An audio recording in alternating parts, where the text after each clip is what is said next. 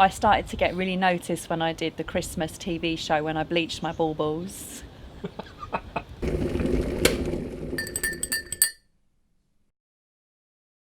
Where did the whole Queen of Clean brand name come from? Okay, so when I was doing Channel 4's Obsessive Compulsive Cleaners, for my very first show, my friend came round with this bright pink apron with Queen of Clean on it. And that's just where it started.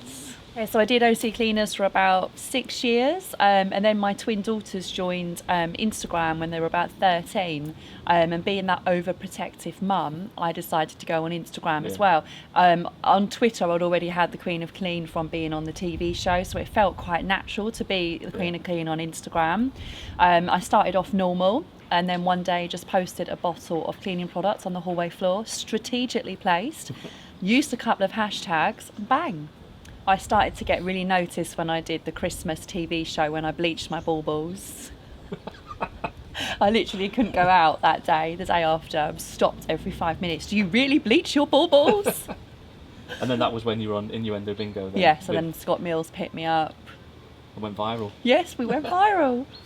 So I work with a lot of brands, some just on one-off campaigns like Unilever, which is really, really great. I work with a company called Scrub Daddy that produced this really fancy American Smiley sponge.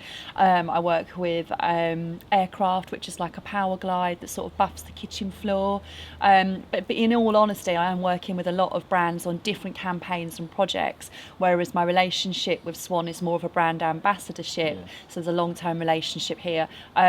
And I don't put my name to just anyone. I'm very picky about who I work with. And if I work with a rubbish vacuum brand, it doesn't bode well for me and for my audience. Yeah. You're very open with your family on social, especially your twins. Do they have aspirations of joining the family business? So the plan is that at least one of the kids actually helps me with this business. Do they know that yet? Yeah. Well, they do all my filming for me. Yeah. Jake's at drama school and is desperate to be sort of in the public eye, so I'm sure he'll follow suit. But one of my daughters is off to college to do media studies, and I sort of pushed her down that route. Yeah. Forget the makeup, do media studies. Team Queen is going to be huge within the next 5 years. Brilliant. Love your niche, love what you do, know it inside out, be passionate. Don't suddenly think, oh, so many people are starting to make money on Instagram sort of promoting various products. You need to be sure that you know those products inside out. You need to know your market, and if you don't, it won't work. Yeah, exactly, yeah. Because we get asked it a lot as well, like through our Instagram and stuff like that. It's like, how do you become an influencer? And it is, you have to be very passionate about what you do, don't you? It's also very hard work. You literally have to be available 24 hours a day. You don't get a day off.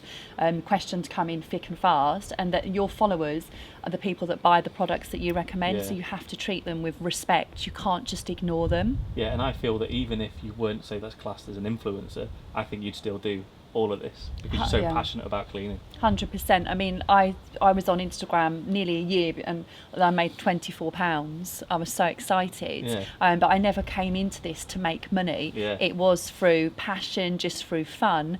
And naturally it's progressed, and I've been very, very fortunate. But I think it's because I know what I'm talking about. I am passionate, I'm very career driven, I know the marketing industry very, very well, and it's just fitted very well for me. So the Queen of Clean brand is hopefully going to sort of follow a path quite similar to someone like Martin Lewis.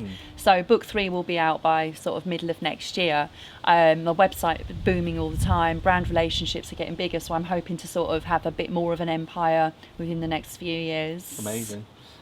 When you look back in 20 years and you're on the beach, what would be your greatest achievements? I think I'll look back fondly on the whole experience. You know, when I was younger, these sorts of paths didn't even exist. And to think that I've made a career out of using social media, off the back of it, I've got books and a potential TV deal on the table. It doesn't feel very realistic, but it's been absolutely amazing. I love every second of my job. But I also love teaching and guiding people that are also trying to fit into this industry as well. Hi, thanks for watching the video. If you loved it, please like, comment, share, and make sure you're following us on LinkedIn and Instagram.